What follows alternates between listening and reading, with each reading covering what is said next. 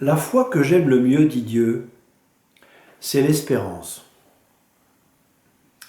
Aujourd'hui débute le parcours sur l'espérance chrétienne que nous vous proposons en 6 semaines.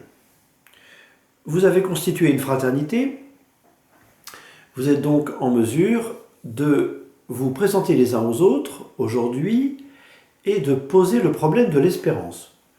Ça va être ça le but essentiel de cette rencontre, de cette première rencontre. Faire connaissance les uns avec les autres, surtout autour du thème de l'espérance, et pas seulement faire connaissance, et puis progresser dans la vertu d'espérance chacun. Ce qui m'amène à dire tout d'abord que ce parcours n'est pas un parcours théologique, mais plutôt un parcours théologal. Si c'était un parcours théologique, le but serait de former des étudiants en théologie sur l'élaboration des concepts qui permettent de comprendre l'expérience de la foi, de l'espérance et de la charité, par exemple, ce qui serait intéressant, mais ce n'est pas le but de ce parcours. Ce parcours n'est pas théologique, il est plutôt théologal, c'est-à-dire qu'il est fait pour faire grandir la vertu théologale d'espérance, de grandir dans l'espérance, d'être rempli d'espérance.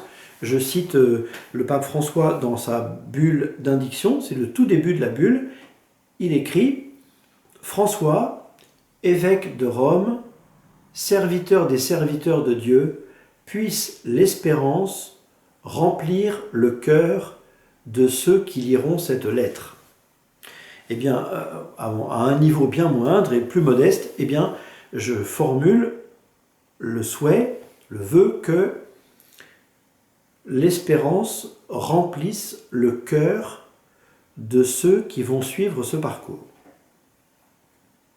Le but de ce parcours est théologal, il n'est pas théologique. Voilà. Ce qui ne veut pas dire qu'il n'y aura pas des éléments de formation, il y en aura bien sûr à chaque fois. À chaque fois, vous aurez une petite vidéo d'un prêtre qui vous donnera, on pourrait dire, des billes sur le plan intellectuel, sur le plan rationnel, pour que vous puissiez avoir une formation sur l'espérance, vraiment. Des conseils de lecture aussi, enfin voilà. Donc l'aspect de la formation est important, l'aspect. La formation est importante, mais cette formation a pour but de vous faire grandir dans l'espérance. Voilà, et pas seulement de vous former correctement, comme on dirait aujourd'hui. Donc, aujourd'hui, un des buts principaux de cette rencontre est de vous présenter les uns aux autres. Bon, on pourrait dire avec l'aspect curriculum vitae, nom, prénom, adresse, tout ça, si on veut, mais aussi en posant le problème de l'espérance pour vous aujourd'hui. Comment l'espérance, la question de l'espérance se pose pour vous aujourd'hui? Est-ce que vous avez des raisons de désespérer? Est-ce que vous avez des raisons d'espérer? Comment se situe l'espérance pour vous? Et pour répondre à cette question, pour vous montrer un petit peu de quelle manière on peut se présenter les uns aux autres de ce point de vue-là, je vous propose d'utiliser des armes données par Péguy et par Bernanos. En effet, ces deux auteurs, qui ne sont pas des pères de l'Église ni des théologiens, mais ce sont des auteurs qui ont eu des intuitions sur l'espérance et qui peuvent être très utiles pour nous mettre en route dans ce parcours. Je commence par Péguy. Il ne s'agit pas de faire un cours sur Péguy, là encore, uniquement ce que l'intuition de Péguy nous permet de comprendre pour bien poser le problème de l'espérance. Il est bien connu que Péguy a comparé la foi, l'espérance et la charité à 3 sœurs, donc 2 grandes sœurs puissantes, la foi et la charité. Et puis au milieu d'elle, une petite fille, donc une petite sœur, qui s'appellerait l'espérance. Et de cette comparaison, nous pouvons tirer 3 choses. La première, c'est que une petite fille est fragile. Deuxièmement, elle est dépendante de son père et de sa mère. Et troisièmement, elle est malgré tout puissante. Elle est fragile. Elle est une petite fille. Elle n'est pas une forte femme. Elle est une petite fille. Et donc, elle a une certaine fragilité qui la différencie de son père et de sa mère, ou de ses grandes sœurs. Donc, elle est fragile, elle est dépendante, elle n'arrive pas à attraper le pot de miel qui est dans le placard de la cuisine, alors c'est papa ou maman qui ouvre le placard, qui prend le pot et qui le lui donne. Ou alors, papa et maman saisissent leur petite fille et la hissent au niveau du placard pour qu'elle puisse attraper elle-même le pot de miel. Donc ça veut dire qu'elle est dépendante de son père et de sa mère, ce qui est une autre caractéristique très importante pour nous, pour la question de l'espérance. Elle est fragile, elle est dépendante, mais elle est tout de même puissante. Une petite fille a une certaine puissance, parce que, en effet, elle sait presque spontanément incliner légèrement la tête en demandant quelque chose qui fait que papa ou maman craque et lui accorde ce qu'elle demande. Quelquefois en bonne part ou en mauvaise part, les enfants sont pécheurs comme les adultes, et donc quelquefois ils manipulent un peu leurs parents, mais n'empêche que ils ont une certaine puissance justement parce qu'ils ne sont pas puissants par eux-mêmes, mais qu'ils sollicitent la puissance du père ou de la mère. Et donc, c'est ainsi que peut se poser pour nous le problème de l'espérance.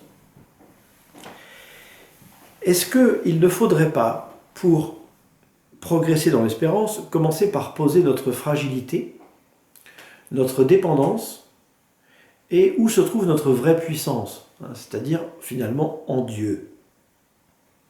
Eh bien, je trouve que Peggy pose bien le problème. Nous pourrions, par exemple, alors sans forcément étaler des choses très personnelles dans le partage de groupe, il ne faut peut-être pas le faire, ça sera à vous de vous discernerez vous-même, mais en tous les cas, poser sa fragilité, ou poser la fragilité d'une situation internationale, ou poser la fragilité d'une situation politique complexe. Vous voyez, il n'y a pas que les fragilités personnelles, il peut y avoir des fragilités aussi structurelles ou sociales. Donc, poser la fragilité, poser la dépendance vis-à-vis de Dieu, permet de poser la question de savoir comment je vais puiser mon espérance en Dieu. Car si je joue les grandes personnes, comme parfois font les enfants d'ailleurs, si je joue les grandes personnes, si je joue les puissants, si je joue de mes muscles, de ma force personnelle, et bien alors je serai incapable d'avoir de l'espérance, parce que l'espérance est une petite fille. Et que ça signifie qu'il faut que je sois réaliste sur ma fragilité, ma dépendance vis-à-vis de Dieu et aussi vis-à-vis des autres. J'ai des défauts qui sont admirablement compensés par les qualités des autres. Et j'ai aussi des qualités qui compensent les défauts des autres. Enfin voilà, nous sommes dépendants les uns des autres. Et notre puissance viendrait plutôt de la puissance de Dieu qui se penche sur nous. Comme le dit la Vierge Marie dans le Magnificat, il s'est penché sur son humble servante. Le puissant a fait pour moi des merveilles.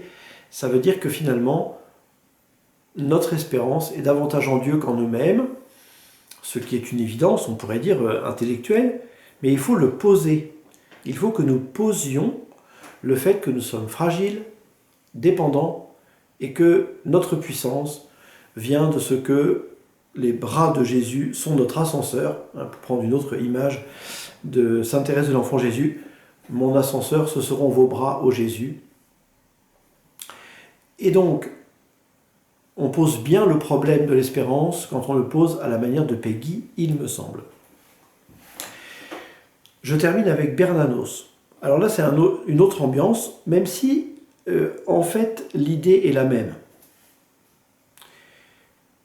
En ce qui concerne la question spécifique de l'espérance, Bernanos a prononcé une phrase terrible que je vous soumets. Attention, ça frotte, c'est Bernanos.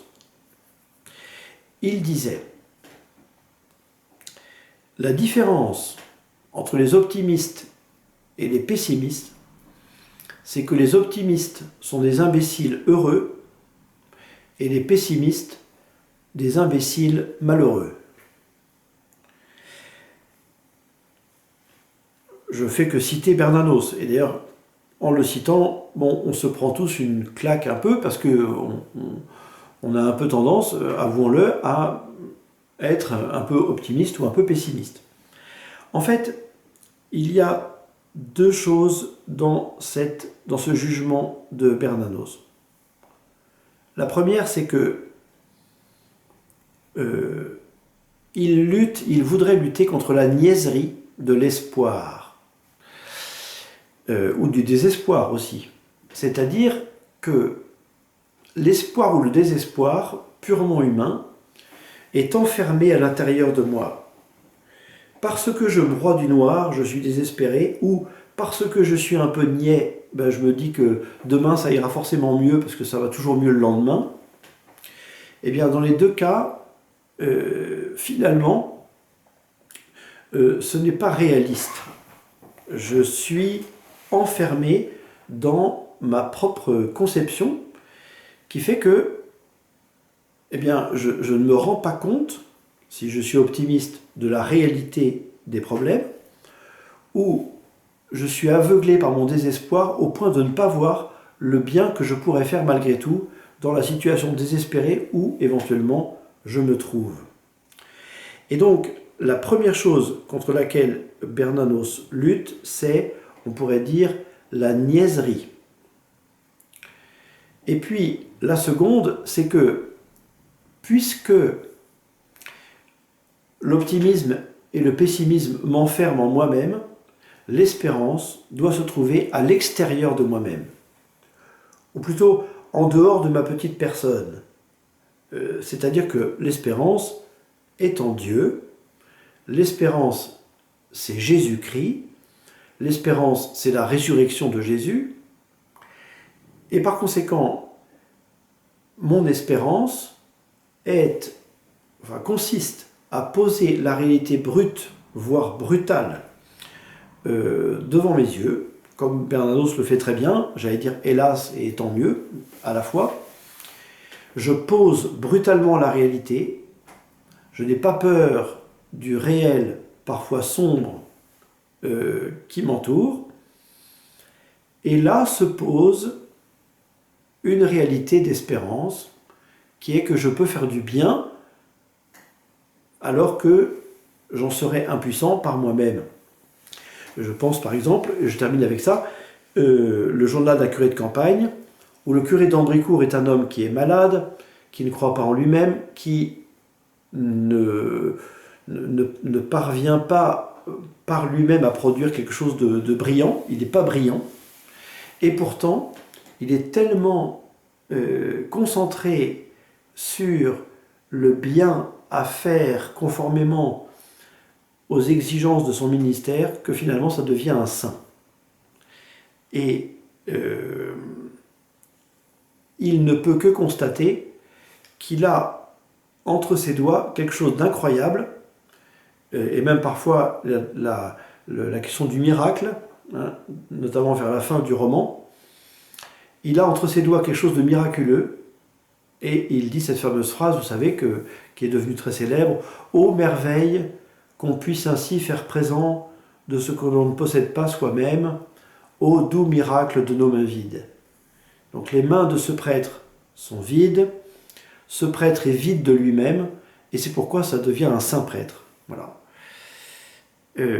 L'espérance est au prix de la constatation réaliste de la difficulté qui nous entoure et du peu de consistance que nous avons en nous-mêmes, de façon à ce que la puissance de Dieu puisse se déployer dans notre vie théologale. Voilà donc de quelle manière je vous propose d'envisager ce parcours, dans ce que vous pourrez partager aux autres et ce que vous garderez pour vous, de poser le réel de votre fragilité, de votre dépendance, de votre puissance, de la petitesse, et aussi du bien que vous pouvez malgré tout réaliser, alors que en vous-même, ce serait plutôt un peu sombre et un petit peu difficile. Donc je vous laisse vous présenter les uns aux autres, en ayant tout ça un peu en tête, en posant les conditions de l'espérance chrétienne.